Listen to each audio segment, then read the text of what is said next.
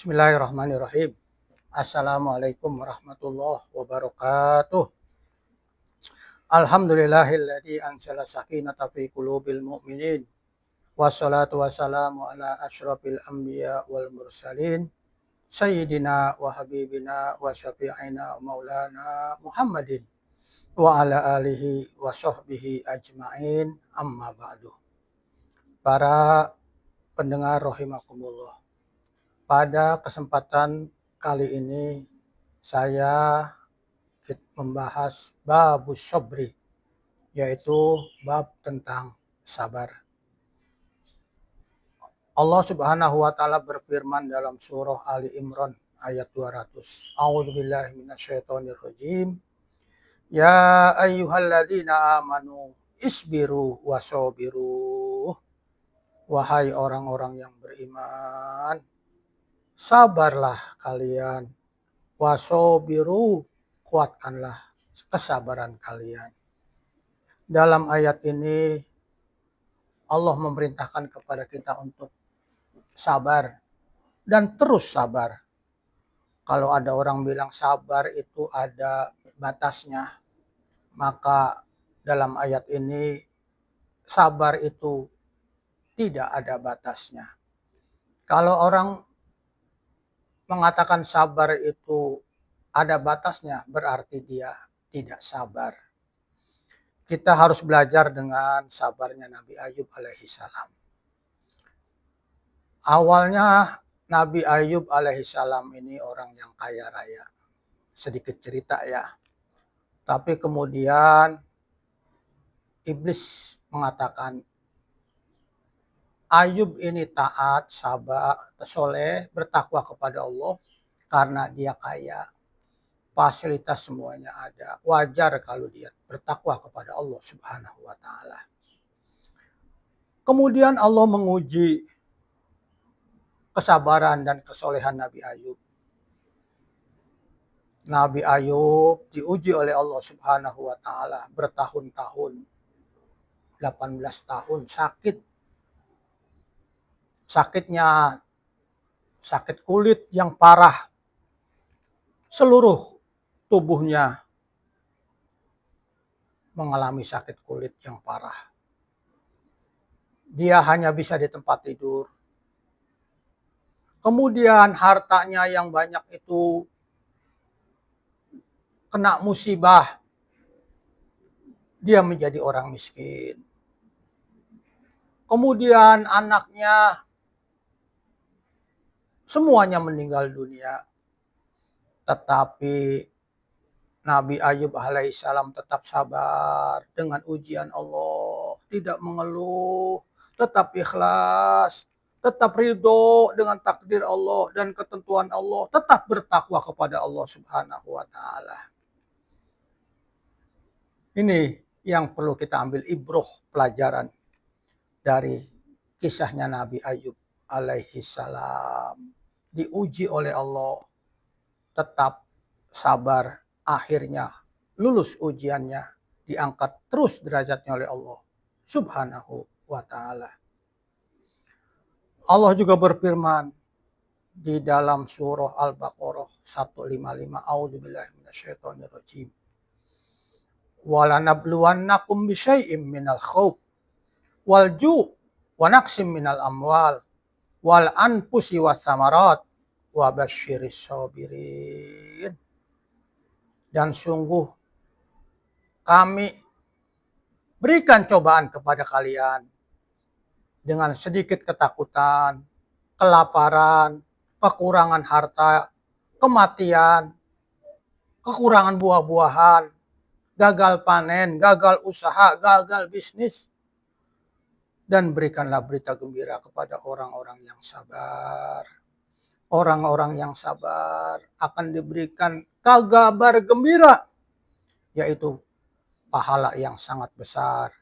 Pahala bighairi hisab, yang nanti akan kita bahas ayat dari keutamaan orang yang sabar tersebut. Yaitu di dalam surah Az-Zumar ayat 10 Allah berfirman, A'udzubillahi minasyaitonirrajim. Wa qala ta'ala innama yuwaffas sabiruna ajrahum bighairi hisab.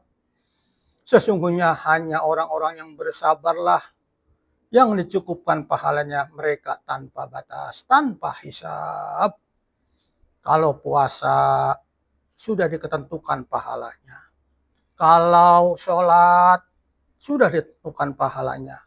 Sholat jamaah sudah ditentukan pahalanya. Haji sudah ditentukan pahalanya, yaitu surga. Al-Hajjul Mabrur, laisa lahu jazaa'un illal jannah. Tetapi sabar ini Allah berikan pahala tanpa batas. Itulah keutamaan orang yang sabar kepada Allah Subhanahu wa taala. Allah berfirman dalam surah Asy-Syura, "Walaman sabara wa ghafara inna dzalika lamin azmil umur." Orang yang bersabar dan memaafkan, sesungguhnya perbuatan demikian itu termasuk hal-hal yang diutamakan.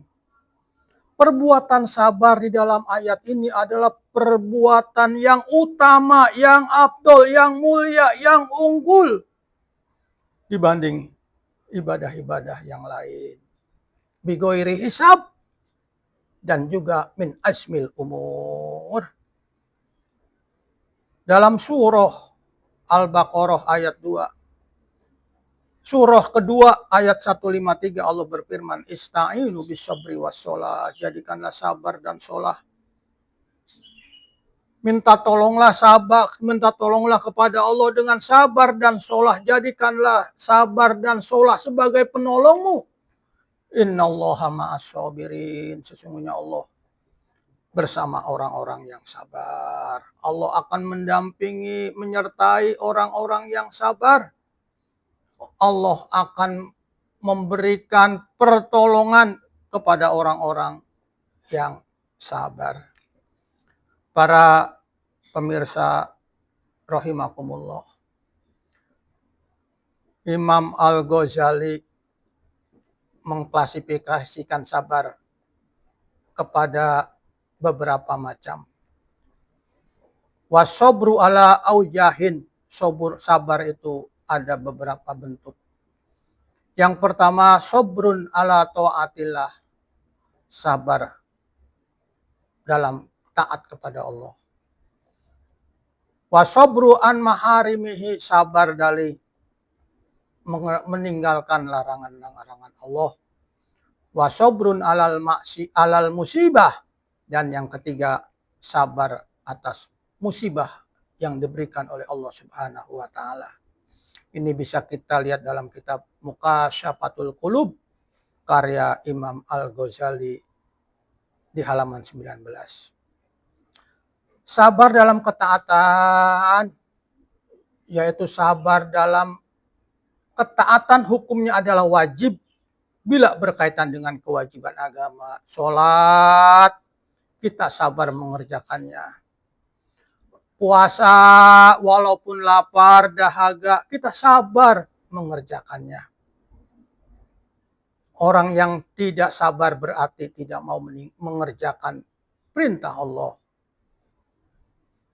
Orang yang sabar berarti meninggalkan, tentu saja orang yang tidak mau mengerjakan perintah Allah itu hukumnya berdosa. Tentang sabar ala taatillah bisa dilihat di dalam firman Allah. A'udzubillahi minasyaitonirrajim, wa'mur ahlaka bis-shalah wastabir 'alaiha. Perintahkan keluargamu untuk sholat, wastabir 'alaiha, dan sabarlah. Sungguh-sungguhlah dalam mengerjakannya, sabar dalam sholat. La nas'aluka rizqan, kami tidak minta kepadamu rizki, kata Allah. Wa nahnu narzukuka, kami yang memberi rizki kepadamu. Wal akibatu littaqwa, dan kesudahan yang baik dunia akhirat adalah bagi orang yang bertakwa.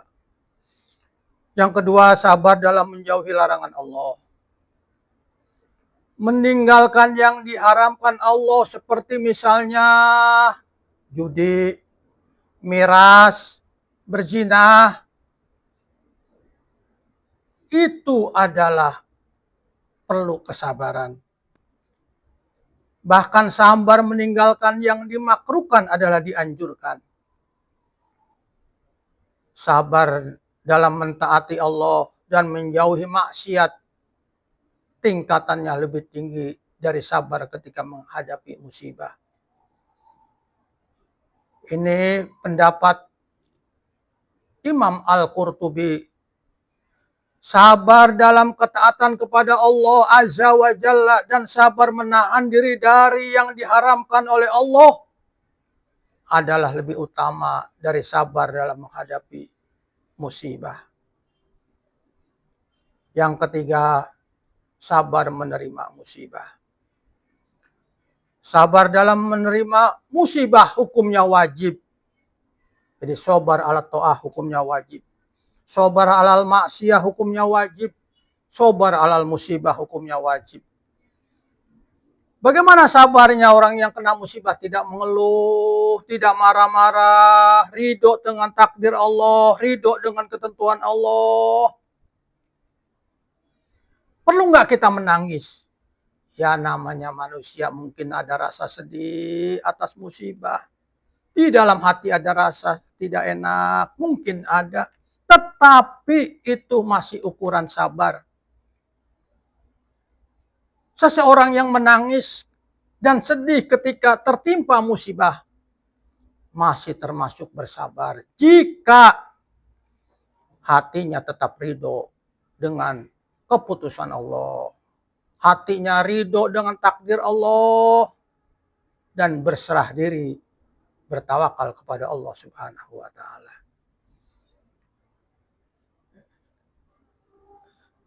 Kalau kita diuji oleh Allah, kita harus bersabar.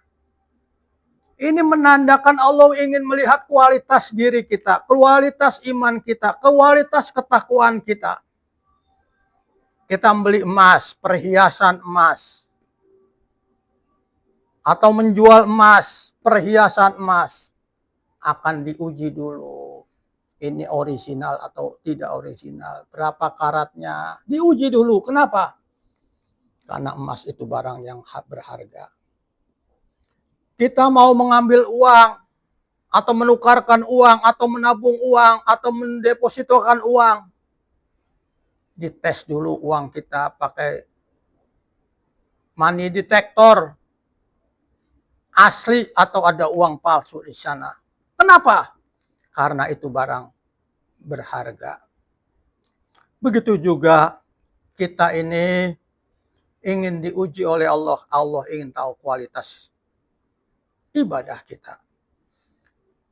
Ini sesuai dengan firman Allah dalam surah Al-Mulk ayat 2. A'udzubillahi minasyaitonirrajim. Alladzi khalaqal mauta wal hayata liyabluwakum ayyukum ahsanu amala wa huwal azizul ghafur.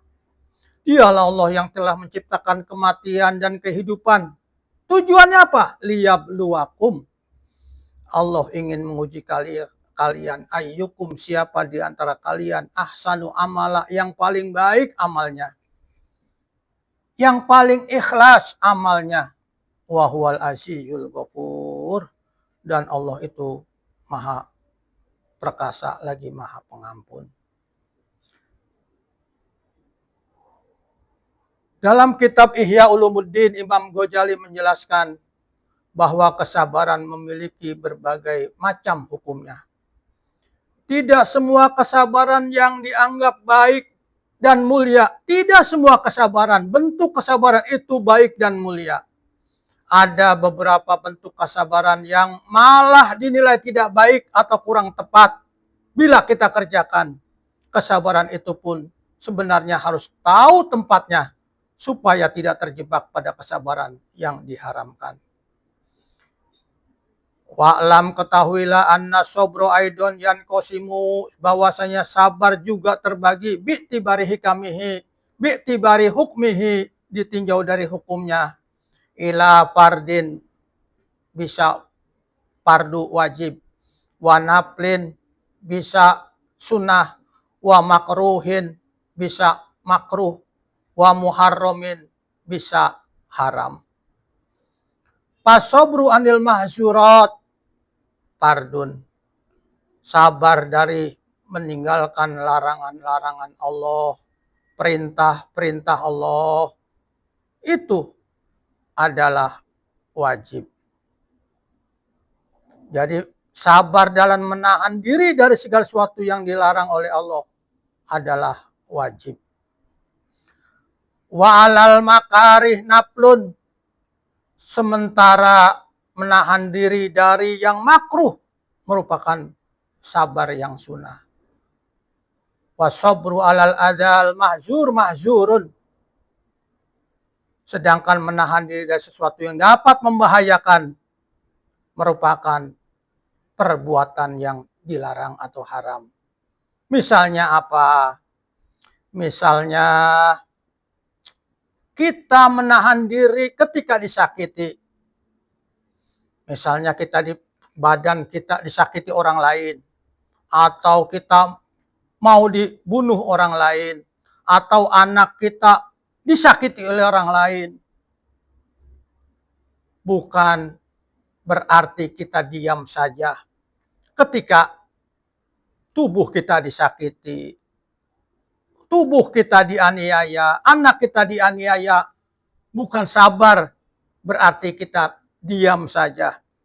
Itu sabar yang dilarang. Kita harus membela harga diri kita atau membela diri kita. Begitu juga misalnya contohnya istri kita diganggu orang lain, sehingga kita punya rasa cemburu atau marah, maka merasa cemburu itu, kita marah itu, kita membela istri kita itu adalah sabar yang harus dilaksanakan. Bila tidak, malah itu menjadi haram. Istri kita diganggu orang lain, kita diam saja, itu haram. Anak kita diganggu, atau anak kita mau dibunuh, atau anak kita disakiti, atau anak kita diancam nyawanya, kita diam saja, itu hukumnya haram menurut Imam Al-Ghazali. Para pemirsa dan pendengar rahimakumullah. Jadi kalau kita lihat ayat-ayat Al-Quran dan pendapat para ulama tadi, sabar itu sesuatu yang penting yang harusnya kita sebagai orang beriman untuk terus bersabar dalam taat, dalam maksiat, dalam musibah, ujian yang diberikan oleh Allah Subhanahu wa taala. Ada beberapa keutamaan, fadilah katsirah yang terkait dengan sabar, baik dalam ayat Al-Quran maupun dalam hadis Rasulullah SAW. Yang ayat Al-Quran sudah sebutkan tadi. Sekarang ada beberapa hadis yang ingin saya sebutkan tentang keutamaan dari sabar.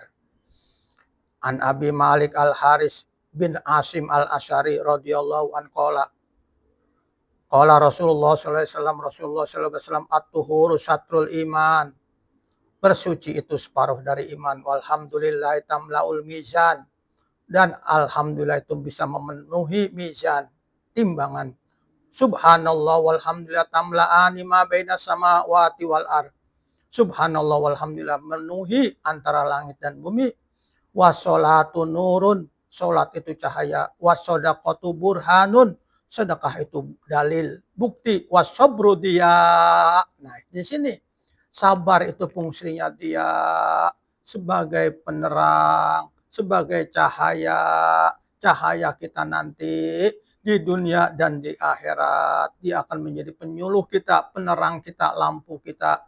Wal Qur'anu hujjatun laka wa alaika. Al-Quran bisa menjadi penolongmu dan bisa jadi pencelaka kamu. Tergantung kita membaca Al-Quran itu niatnya apa.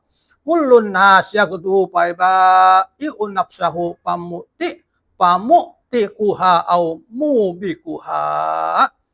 Dan Al-Quran hujjah bagi kamu dan atas kamu. Dan setiap manusia itu menjual sesuatu itu bisa membahayakannya, dan juga bisa menyelamatkannya. Bisa menyelamatkannya, maka pekerjaan itu dapat menyelamatkannya atau mencelakakannya. Dari Abi Sa'd bin Malik bin Sinan Al-Khudri radhiyallahu anna nasan min ansori sa'alu Rasulullah sallallahu alaihi wasallam fa'atahum. Bahwasanya manusia dari Ansor minta kepada Rasulullah sallallahu alaihi wasallam fa'atahum, Rasulullah kasih. Summa sa'aluhu fa'atahum, mereka minta lagi kepada Rasulullah, Rasulullah kasih mereka. Hatta nafidama indah, sehingga habis apa yang ada di tangan Rasulullah. Faqalahum hinal anfaqul anfaqa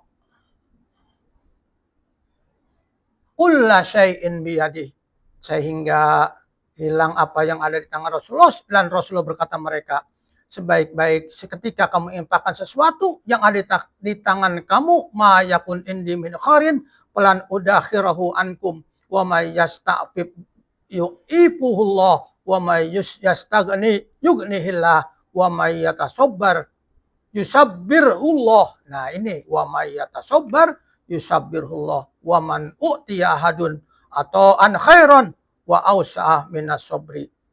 Dari Abu Sa'id bin Malik bin Sinan Al-Khudri, sesungguhnya beberapa orang dari kalangan Ansor meminta sesuatu kepada Rasulullah SAW, maka beliau pun memberi mereka. Kemudian mereka meminta lagi dan beliau juga memberi mereka hingga tidak tersisa apapun yang ada di tangan Rasulullah SAW. Kemudian beliau bersabda kepada mereka ketika beliau telah menginfakkan semua apa yang ada di tangannya, apa saja yang ada padaku dari kebaikan, tidak ada yang saya tahan untuk kalian. Jadi Rasulullah tuh apa yang diminta dikasih. Barang siapa yang menjaga harga dirinya, maka Allah akan memuliakannya. Barang siapa yang merasa cukup, maka Allah akan mencukupinya. Dan barang siapa yang berusaha bersabar, maka Allah akan memberikan kesabaran. Nah ini sabar itu harus kita usahakan. Dan juga kita minta tolong kepada Allah agar diberikan sifat sabar. Tidak ada pemberian yang lebih baik dan lebih mencukupi yang diberikan kepada seseorang hamba daripada kesabaran. Jadi kesabaran itu adalah pemberian yang terbaik yang diberikan oleh Allah Subhanahu wa ta'ala. An Abi Yahya Sahib bin Sinan qala Rasulullah SAW ajaban li amril mu'min in amrahu kullahu khair wa laysa dzalika li hadin illa lil mu'min. In asobathu sarra syakara fakana khairal lahu wa in asobathu dharra sabara fakana khairal lahu. Dari Abu Yahya Suhaib bin Sinan, dia berkata Rasulullah SAW bersabda, menakjubkan sekali, ajaban urusan seorang mukmin. Sungguh setiap urusannya semuanya baik. Yang demikian itu jika terdapat pada seseorang mukmin asyara kenikmatan syakara, dia bersyukur, pakana khairallahu, itu lebih baik baginya. Kalau ditimpa musibah dia bersabar, itu baik baginya. Jadi dalam hadis ini apapun yang Allah berikan, kenikmatan kita bersyukur. Diberi ujian kita sabar kepada Allah Subhanahu wa ta'ala.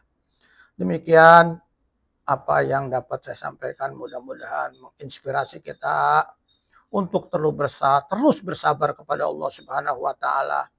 As-sabru ala ta'ah, as-sabru alal maksiyah, as-sabru alal musibah. Kita terus mengupayakan diri kita agar kita menjadi orang yang sabar kepada Allah Subhanahu wa ta'ala. Demikian.